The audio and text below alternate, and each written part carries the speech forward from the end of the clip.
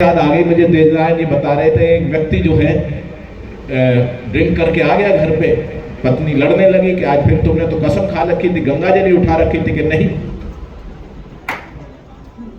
कहता गलत संगत में फंस गया था। बोले कि आज सच में गलत संगत में फंस गया था। बोले क्या हुआ? बोले एक बोतल थी, 4 लोग थे, 3 पीते नहीं थे।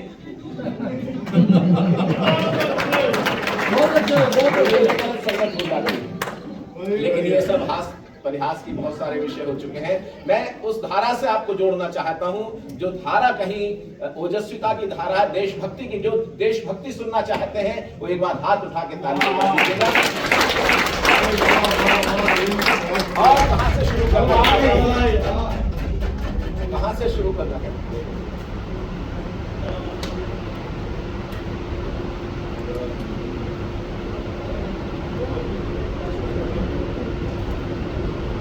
बहुत अच्छा।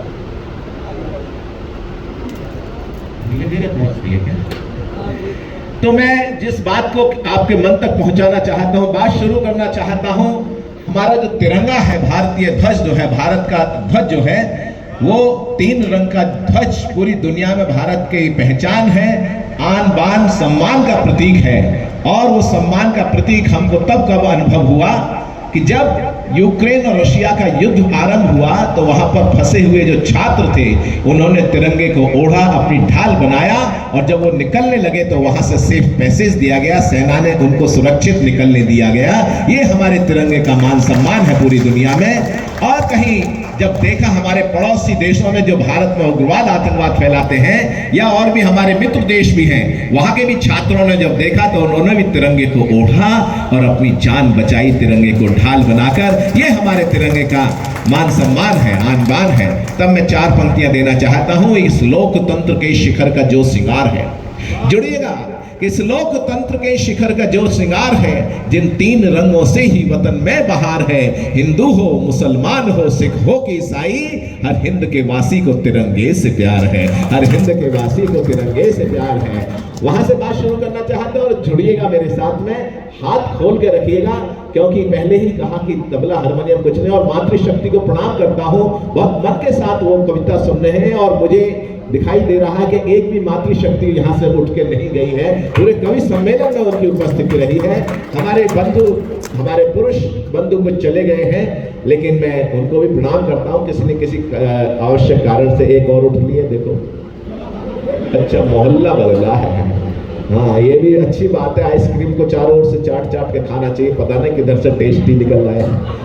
हाँ, चलिएगा, मस्ती के साथ सुनिएगा। मैं बात शुरू करना चाहता हूँ कि जनगण मन के, हाथ खोल के बैठिएगा, तालियों से मेरा सहयोग कीजिएगा, कि जनगण मन के अमर स्वरों का गान तिरंगा है, जनगण मन के अमर स्वरों का गान तिरंगा है, भारत के स्वर्णिम सपनों की शान तिरंगा है, बलिदानी पवनों के झोंकों से जो लहराया, बलिदानी पवनों के झोंकों से जो लहराया, भारत माँ का गौरव और सम्मान तिरंगा है, भारत माँ का गौरव और सम्मान तिरंगा है। युगों युगों तक इस धरती पर निज भारत की शान है, युगों युगों तक इस धरती पर भारत माँ की शान है। राम कृष्ण गौतम के वंशज वाली ये पहचान है, रामायण गीता कुरान गुरु ग्रंथ साहिब हो होठों पर। अगली पंक्ति आपके दिल तक पहुंचे तो हाथ उठे, कि रामायण गीता कुरान गुरु ग्रंथ साहिब हो होठों पर, लेकिन सबसे पहले हर एक दिल में हिंदुस्तान रहे, लेकिन सबसे पहले हर एक दिल में हिंदुस्तान है। और जुग जुग से कल कल कहता गंगा जमुना का पानी है, जुग जुग से कल कल कहता पावन नदियों का पानी है। इस धरती पे जन्म लिया बस अपनी यही कहानी है, भरत भूमि में जन्म लिया बस। अब भूल जाइएगा, जाति पंथ संप्रदाय कुछ भी हो सकते हैं, किसी भी भाषा भाषी क्षेत्र के लोग हो सकते हैं। 142 करोड़ में हर व्यक्ति की पहचान ये है कि हर व्यक्ति हिंदुस्तानी है, भारतीय है, इस देश का सम्मानित नागरिक है। तब कहना चाहता हूं कि जुग जुग से कल कल कहता पावन नदियों का पानी है, भरत भूमि में जन्म लिया बस अपनी यही निशानी है। एक सभ्यता एक संस्कृति अपना इतिहास बताता है, जाति पंथ सब भले अलग पर खून तो हिंदुस्तानी है। जाति पंथ सब भले अलग हो खून तो हिंदुस्तानी है। और भूल न जाना स्वतंत्रता के अमर क्रांति बलिदानों को, भूल न जाना स्वतंत्रता के अमर क्रांति बलिदानों को। आजादी की लौ पर चलने वाले उन परवानों को, आजादी की लौ पर चलने वाले उन परवानों को। तो दाग गुलामी वाला धोने खातिर झूल गए फांसी, आओ मिल हम नमन करें आजादी के दीवानों को, आओ मिलकर नमन करें आजादी के दीवानों को। आजादी के और आजादी के दीवानों की बात चलती है दोस्तों, तो ये धरती है कुंवर वीर सिंह जी की धरती है, ये कहीं बलिदानियों पराक्रमियों की धरती है। बिहार की धरती को नमन करते हुए अमर शहीदों की उन पुण्यात्माओं को, हुतात्माओं को याद करना चाहता हूं इस पावन धरती से। और कहां से शुरू करूं? मैं 23 साल के उस नौजवान को याद करना चाहता हूं जिसका नाम भगत सिंह होता है। देखना चाहता हूं शहीदों के लिए आपके दिल में कितना प्यार और मान सम्मान है। एक छंद रखता हूं कि घोड़ी चढ़ने की नहीं मन में ललक रही, इसलिए भी याद दिलाना चाहता हूं कोई भी सभ्यता संस्कृति शक्ति और भक्ति के द्वारा ही संरक्षित होती है, उसके किनारों के बीच में आगे बढ़ती है। जो भी कौम वतन की खातिर मरने को तैयार नहीं, हमारे हरिओम पवार जी कहते हैं कि जो भी कौम वतन की खातिर मरने को तैयार नहीं, उसकी संतति को आजादी जीने का अधिकार नहीं, उसकी संतति को आजादी जीने का अधिकार नहीं। अगर जीने का अधिकार चाहिए तो इस समाज के लिए, इस देश धर्म संस्कृति के लिए, इस राष्ट्र की रक्षा के लिए हर व्यक्ति को सैनिक बनना पड़ेगा। तब कहना चाहता हूं कि घोड़ी चढ़ने की नहीं मन में ललक रही, फांसी चढ़ने का चाव। अंतिम पंक्तियों का समर्थन कीजिएगा कि घोड़ी चढ़ने की नहीं मन में ललक रही, फांसी चढ़ने का चाव लिए बलिदानी था। और लावापन बहता था शोणित शिराओं में जो वीर अभिमानी पंचनद वाला पानी था। तो 10 गुरुओं की शक्ति भक्ति भावना का ज्वार फिरंगी को ललकार वीर स्वाभिमानी था। आतताइयों ने भले फांसी पे चढ़ा दिया हो, अमर मशाल बना क्रांति का सेनानी था वो, अमर मशाल बना क्रांति का सेनानी था। और मातृभूमि को दिलाने मुक्ति जो कमाया नाम बलिदानी शौर्य की सच्चाई को नमन है, कि मातृभूमि को दिलाने मुक्ति जो कमाया नाम बलिदानी शौर्य की सच्चाई को नमन है। और जिसने अमर क्रांति ज्वाल को जन्म दिया ऐसी पुण्य कोख वाली माई को नमन है। तो इनकलाब जिंदाबाद वाले घोष को नमन, आजादी के युद्ध के कन्हई को नमन है। और वरमाल की बजाय फांसी को गले में डाला भगत की क्रांति तरुणाई को नमन है जी, भगत की क्रांति तरुणाई को नमन है। और जिनके लहू से लाल क्रांति वाला इतिहास जलियांवाला बाग के शिकारों को नमन है, कि जिनके लहू से लाल क्रांति वाला इतिहास जलियांवाला बाग के शिकारों को नमन है।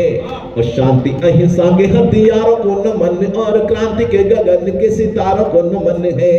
तो आजादी की डोली के कहारों को नमन, और लाला जी के सीने के प्रहार को नमन है। और तुम मुझे खून दो मैं तुम्हें आजादी दूंगा, दिल्ली चलो वाली ललकारों को नमन है, दिल्ली चलो वाली ललकारों को नमन है।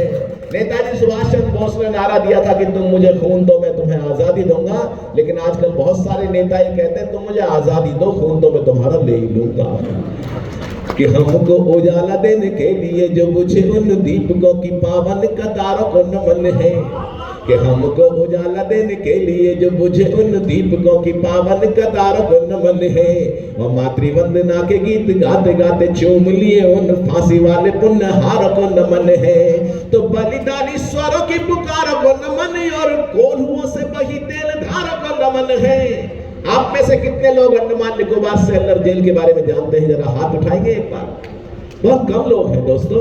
लेकिन मैं कहूं अंडमान निकोबार सेलुलर जेल काला पानी जिसको कहा जाता था, वहां पर उन क्रांतिकारियों को भेजा जाता था जिनसे ब्रिटिशर्स घबराते थे कि अगर ये यहाँ रहा मुख्य भूमि पर तो हमारे लिए परेशानी पैदा करेगा, तो वहां अंडमान निकोबार काला पानी सेलुलर जेल भेज देते थे। वहां पर हम जाते आते रहे, बहुत सारे कवि सम्मेलन होते हैं। मैंने कभी कहा था कि काला पानी द्वीप नहीं बस हिंदुस्तानी तीरथ है, फांसी वाले फंदे अब तक वंदे मातरम गाते हैं, काल कोठरी वाले कुंदे इनकलाब दोहराते हैं, और 12 महीनों ही रहती थी खुशियों की हड़ताल जहां, 13 युग से काटे होंगे कैसे 13 साल वहां।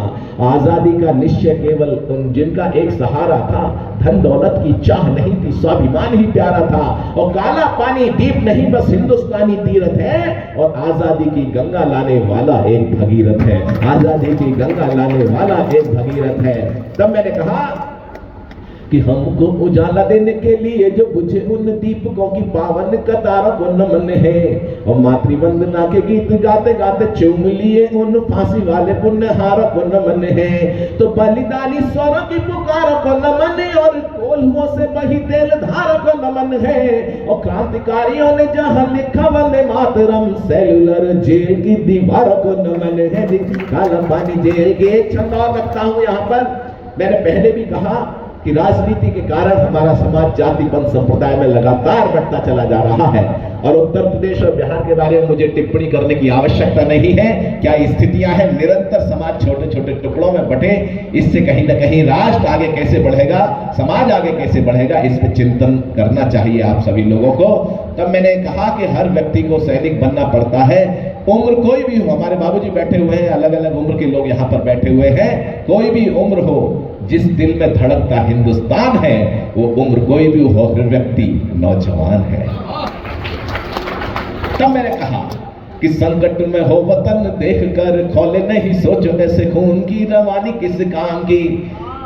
राधेश्याम जी, आप अपने बच्चों, मुझे मालूम नहीं कितने बच्चे आपके स्कूल में पढ़ते हैं, कितनी स्ट्रेंथ है, लेकिन अपने बच्चों के अंदर एक जरूर काम कीजिएगा। यहाँ जो भी बैठे हुए हैं, जो इस शिक्षा के क्षेत्र से जुड़े हुए हैं, उनके अंदर देशभक्ति का कहीं ना कहीं एक बीजारोपण करते रहिएगा, जिससे आगे जब वो बड़े हों तो उनके अंदर किसी भी क्षेत्र में जाके काम करें, देशभक्ति का कहीं ना कहीं सॉफ्टवेयर उनके दिमाग में रहना चाहिए। ये बहुत आवश्यक है आगे आने वाली पीढ़ियों के लिए। तब मैं कहता हूं कि संकट में हो वतन देखकर खोले नहीं सोचो ऐसे खून की रवानी किस काम की, और स्वार्थों की चौसर पे हारती ही जा रही जो स्वाभिमान शून्य जिंदगानी किस काम की। तो जिसमें न त्याग देश प्रेम ना ही बलिदान, सोचो जिंदगी की वो कहानी किस काम की। आपका समर्थन मिले कि सोचो जिंदगी की वो कहानी किस काम की, और कर्ज निज माटी का चुकाए बिना ढल जाए, दोस्तों बताओ वो जवानी किस काम की जी, दोस्तों बताओ वो जवानी किस काम की जी, दोस्तों बताओ वो जवानी किस। और एक गीत पढ़ने का मेरा मन है, और हालांकि गीत तो ज्यादा पढ़ना चाहता था, लेकिन समय की सीमाएं हैं। बहन जी का शायद संदेश आ गया है, कोई बात नहीं, अब मैं किसी को रोकूंगा भी नहीं। एक गीत पढ़ने का मन है, अगर आप आदेश दें तो एक गीत पढ़ने का। देखिएगा, मैं एक अभियान पे जैसे हिंदी की वंदना की, मैंने एक राष्ट्रीय चेतना की बात आपके मन तक पहुंचाना चाहता हूं। और एक पिछले दिनों एक घटना घटी, आपने देखा होगा, सुना होगा, कि जो एक नासूर बना हुआ था कश्मीर में, अनुच्छेद 370 धारा 35A, उसको हटाया गया। अभी पॉलिटिक्स के उससे सब बाहर निकलिएगा, क्योंकि ये कहीं पूरे देश के लिए बहुत आवश्यक था। आप जानते हैं कि ये बिहार और उत्तर प्रदेश हृदय स्थल रहा है आर्यवर्त का, भारतवर्ष जिसको कहा जाता था, लेकिन टुकड़ों में बढ़ता चला गया। कैस्पियन सागर से लेके अगर आप देखेंगे इतिहास में मुड़कर, ईरान, इराक, अफगानिस्तान, पाकिस्तान, ये कहीं भारत से अलग होते चले गए, भारतवर्ष से। इधर कहीं बांग्लादेश, उधर चले जाएगा, ये सब कुछ बटा हिंदुस्तान। और आज भी वर्तमान में जो भारत है उसको भी बांटने की, टुकड़े करने की साजिशें लगातार चलती रहती हैं। अगर कश्मीर को भारत का अभिन्न अंग बोला गया, माना गया, तो ये बहुत बड़ा कदम था 35A को हटाना और कहीं धारा 370 को हटाना, जिससे कि अब G20 वहां पर हो रहा है तो पूरी दुनिया की नजरें वहां पर है, पूरी दुनिया देख रही है। और पाकिस्तान, चाइना जो है इसमें बहुत बौखलाए हुए हैं कि ये क्या हो रहा है। ये बड़ी बात है। किसी भी पॉलिटिकल पार्टी की बात छोड़ दीजिएगा, देश की बात करता हूं मैं। तब मैंने गीत लिखा, वो आपके समक्ष पढ़ता हूं कि गद्दारों को धता बताकर 3 रंग का गान लिखा। मेरे साथ गाइएगा इस गीत को, तब मुझे आनंद होगा और आपको भी आनंद होगा, तालियों के साथ साथ। कि गद्दारों को धता बताकर 3 रंग का गान लिखा, गद्दारों को धता बताकर 3 रंग का गान लिखा। घाटी के चप्पे चप्पे पर हमने हिंदुस्तान लिखा, घाटी के चप्पे चप्पे पर। आपको अच्छा नहीं लगा क्या? घाटी के चप्पे चप्पे पर हटा के धारा 370 संविधान का मान लिखा, घाटी के चप्पे चप्पे पर, घाटी के चप्पे चप्पे पर हमने हिंदुस्तान लिखा। लाल खून से जब होती नित हिमशिखरों की माला थी। याद करिएगा कश्मीर के क्या हालात थे कि लाल खून से जब होती नित हिमशिखरों की माला थी। संविधान की आंखों में आंसू, सीने में ज्वाला थी। अमर तिरंगा चौराहों पर जहां जलाया जाता था, अमर तिरंगा चौराहों पर जहां जलाया जाता था। मासूमों को गद्दारी का पाठ पढ़ाया जाता था। तो घायल झीलों और चिनारों, घायल झीलों और चिनारों पर मरहम वरदान लिखा, घाटी के चप्पे चप्पे पर।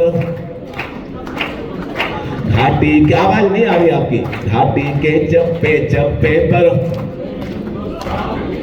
भारत जिंदाबाद बोलती नदियों की हर धारा है, भारत जिंदाबाद बोलती नदियों की हर धारा। और एक मैंने पंक्ति इसमें ली है, एक विचारधारा विशेष के लोग, हो सकता है यहाँ पर भी कुछ लोग बैठे हो, वो प्रयोग करते रहे उसमें।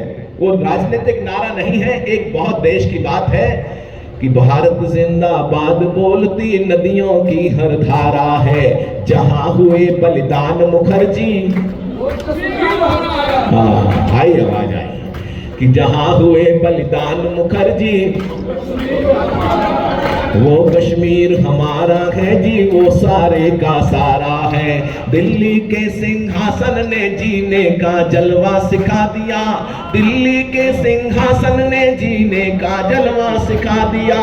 उग्रवाद के आकाओं को साफ आईना दिखा दिया। तो सदियों तक होते आए, सदियों तक होते आए बलिदानों का सम्मान लिखा, घाटी के चप्पे चप्पे पर, घाटी के चप्पे चप्पे पर